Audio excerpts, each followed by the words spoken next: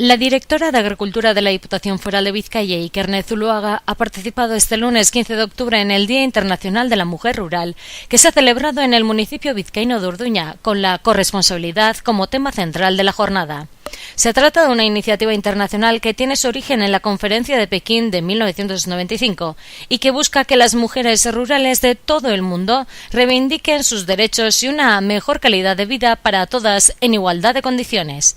Ikerne Zuluaga ha trasladado su más sincera felicitación a la organización y ha mostrado el apoyo de la Diputación a su labor.